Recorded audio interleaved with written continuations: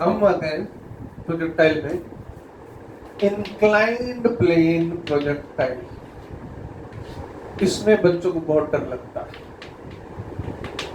क्यों डर लगता है पहले वो देखते हैं, ठीक है, और फिर वो डर हम कैसे कन्वर्ट करते हैं। ऐसा है कि वो एक प्लेन होता है, फिर प्लेन पर एक एंगल होता है, फिर एक पर एंगल होता है। हमारी मुसीबत है कि एक एंगल से तो पीछे छूटता नहीं, या दो दो एंगल लग गए। एक एक्सेलरेशन जो वर्टिकल था जी, उससे पीछा नहीं छूटता, दूसरा आ जाता, चलो कोई बात नहीं, अब ऐसी समस्या आ गई है तो उसको हल करते हैं। अब लॉजिक समझो। देखो बेटा, मैं तुम्हें समझा दूं कि शॉर्ट ट्रिक्स मैं जरूर बता रहा हूँ, लेकिन पहले मेथड समझा। तो मेथड याद रखना नहीं है, फाइनली शॉर्ट मेथड पे जाना है, लेकिन तुम्हें पता होना चाहिए। जैसे तुमने कभी शुरू में बाइक चलाना सीखा, स्कूटी चलाना सीखा, तो पहले जब तुम शुरू में चलाते थे तुम्हें सारी बात का ध्यान रखना था, कब क्लच पे, कब ब्रेक पे, कब सामने ध्यान रखना है, एवरीथिंग। उसके बाद चलाना सीख गए हो आज, तो आज पता भी नहीं चलता कब किक मारी या सेल्फ दिया और चल पड़े। तो शॉर्ट ट्रिक जो है पहले सीखनी चाहिए, फिर उसको यूज करना चाहिए, फिर वो हमारे इन हैंड हो जाती है। वेल, मैं एक चीज बताता हूं, v is equal to u plus a t जो इक्वेशन है, या s is equal to u t plus half a t square जो इक्वेशन है, s की जगह मैं r लिख देता हूं, ज्यादा अच्छा दिखेगा, है ना। ओके, ये इक्वेशन वेक्टर इक्वेशन है या स्केलर इक्वेशन है, क्योंकि v को तुम क्या बोलते हो, वेलोसिटी, u भी वेलोसिटी, a क्या है, एक्सेलरेशन, और एक्सेलरेशन की definition rate of change of velocity होती है, rate of change of speed नहीं होती। एक्चुअली ये इक्वेशन वेक्टर इक्वेशंस हैं। वो अलग बात है कि 1D मोशन में हम इनको अपनी कंफर्ट के लिए एक डायरेक्शन में, जैसे 1D मोशन चल रहा है, सब कुछ एक तरफ है, तो हम इन पे वेक्टर हटा देते हैं, प्लस माइनस से काम चला लेते हैं। लेकिन एक्चुअल में ये वेक्टर इक्वेशन है, मतलब इसको ऐसे लिखा जाना चाहिए, अगर कंपोनेंट फॉर्म में लिखे तो Vx equals to this, Vy is equal to this, even z भी हो सकता है अगर जरूरत पड़े तो, डेफिनेटली, क्योंकि कंडीशन सिर्फ एक है इस इक्वेशन की कि एक्सेलरेशन कांस्टेंट होना चाहिए। एक्सेलरेशन का मैग्नीट्यूड और डायरेक्शन कांस्टेंट होना चाहिए, वो कहीं भी हो, इससे कोई लेना देना ही नहीं है कि मोशन 1D है, 2D है या 3D है। अच्छा से याद रखो, शायद तुम्हें बात किसी ने ना बताई हो। अब इधर इस r पे आ जाओ। r का मतलब क्या होता है, ये पोजीशन वेक्टर r, ये कॉम्पोनेंट इसके कोऑर्डिनेट्स, तो ये x और y, r बोले तो x i cap plus y j cap, ये लिख दे x is equal to ux t plus half of ax t square, y is equal to uy t plus half of ay t square. हो सकता है ये तुमने projectile की derivations में अपनी इनिशियल क्लासेस में पढ़ा हो, डेफिनेटली पढ़ा हो सकता है, ठीक है। तो मैं जस्ट ध्यान दिला। अब एक काम करते हैं, हमने जो प्रोजेक्टाइल पढ़ी है उसमें ax 0 था। इंक्लाइन प्लेन के केस में बस इतना हो जाता है कि ax 0 नहीं होता, बस, और कोई फर्क नहीं है। अब उसके अलावा कुछ और बातें जो बिल्कुल कॉमन है, सिर्फ यही एक फर्क है कि ax 0 नहीं होता। अब हम क्या करें, यहां पर ये इंक्लाइन सरफेस है, इस एंगल अल्फा पर, और ये पार्टिकल फेंका बीटा पर, ये इस तरह से गया। तो हम इसमें क्या करते हैं, इधर g लग रहा है, इसको वेक्टर फॉर्म में लिख लिया, इसका ये कंपोनेंट g cos अल्फा, ये कंपोनेंट g sin अल्फा। तो इसके केस में इधर ये u, इसको हम xy एक्सिस ले लेते हैं, तो ये हो गया u cos बीटा, ये हो गया u sin बीटा, ax हो गया minus g sin alpha, ay हो गया माइनस g cos बीटा, फिर ux, फिर uy। बहुत लंबी चौड़ी कहानी हो जाती है, इतनी लंबी चौड़ी कहानी में हम नहीं जाते। हम क्या करते हैं, हम इस इंक्लाइन को लिटा देते हैं, इसकी प्रॉपर्टी इसको देते हुए। ये कहता है मेरे को लिटाओ मत, हम कहते तू लेट जा, ठीक है, लेकिन तू एक काम कर, एक इधर भी एक्सेलरेशन ले ले, इस तरफ ax, ay तो तूने ले ही रखा, वैल्यू ये नहीं। अब हम माइनस साइन से बच गए, हमने वहां डायरेक्शन दी, हमने इसको ax इधर एक्सेलरेशन दे दिया, ay इधर दे दिया, और ये qx और ये uy, वो तुम यहां से निकाल चुके हो। उसको कहता भाई तू लेट जा, तो ax दे देते, क्यों परेशान कर रहा है? नहीं, अब ये u प्रोजेक्टाइल पाथ है। अब तुम कहोगे ये कौन सी बात?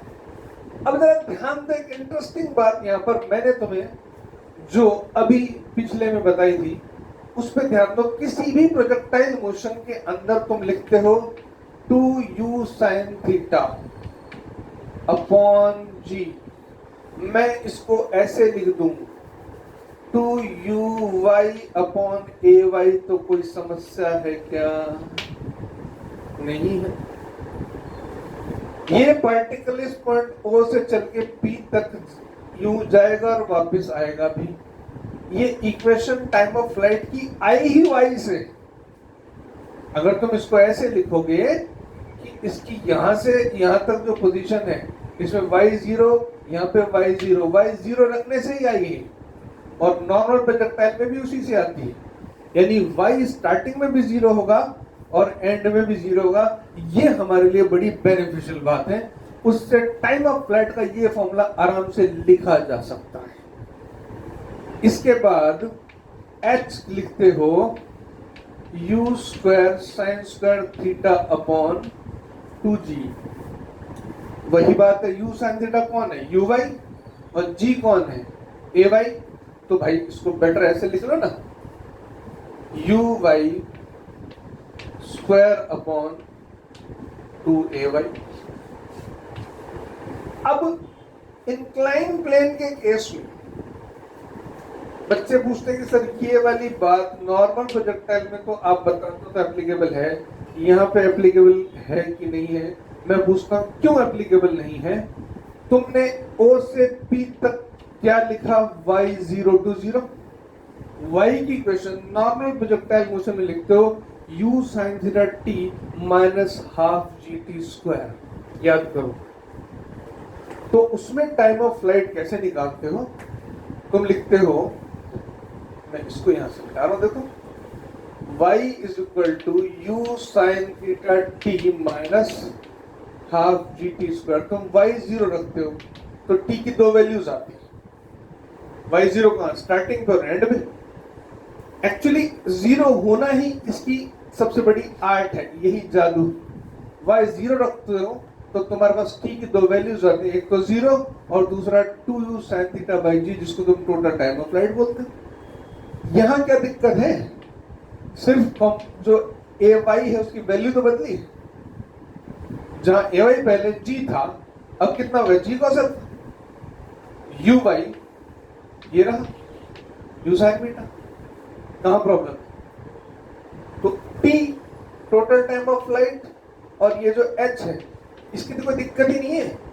ये तो इसमें तो कोई समस्या ही नहीं है। इंक्लाइन प्लेन प्रोजेक्टाइल में कोई झंझट ही नहीं आया। मतलब क्या रहा? मतलब ये रहा कि भाई इतनी लंबी कहानी ना गा के मैं एक काम बोल देता हूं कि भाई यहाँ पे t कितना है? 2uy कितना था वहां पे? u sin beta. और ay कितना था? g cos alpha. हाइट कितनी? uy square by 2ay। uy कितना? u square sine square beta upon 2 g cos alpha. खत्म बात। सिर्फ कैलकुलेशन होगी रेंज।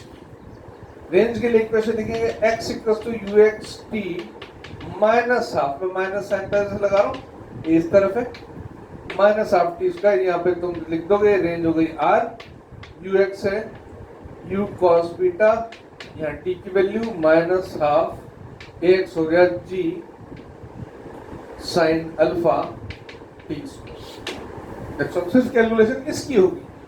इसी में लेकर के कई सारे क्वेश्चन पूछे जाते हैं, उसमें थोड़ी मैथमेटिकल और चेंजेस होते हैं। ये मैंने बेसिक्स बता दिए इसके।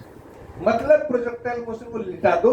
कैसे लिटा दो? इसको कह दो भाई तू ax ले ले ना, लेट जा, है ना, आसान है हमारे लिए। बस ax लेना, बाकी तो कैलकुलेशन y के लिए सेम है, कोई झंझट ही नहीं।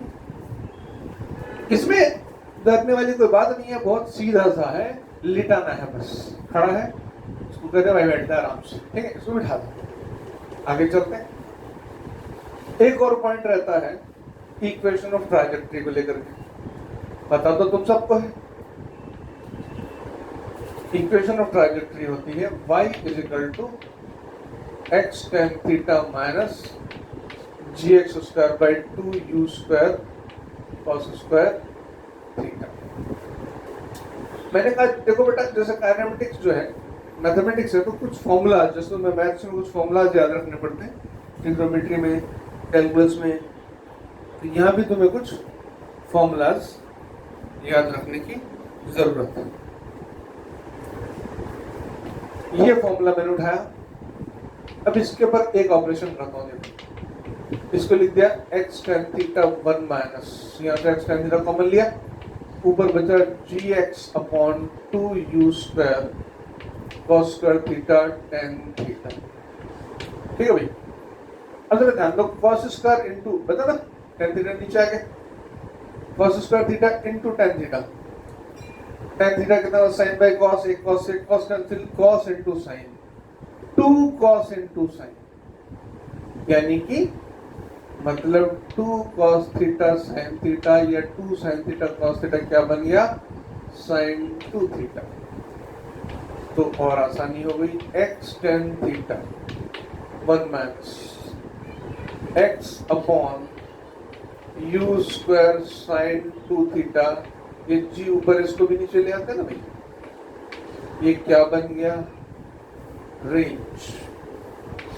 हमारे पास इक्वेशन हो गई y equals to x tan theta 1 minus x by r। ये बड़ा मजेदार रिजल्ट है, इस पर बेस्ड कई सारे क्वेश्चंस बड़ी आसानी से, कई क्वेश्चन जो होते हैं जो इससे बड़ी आसानी से हो जाया करते हैं। जैसे मैं एक एग्जांपल बताता हूँ, एक पार्टिकल है, ये डिस्टेंस सपोज 5 मीटर है, ये डिस्टेंस से 35 मीटर है, राइट।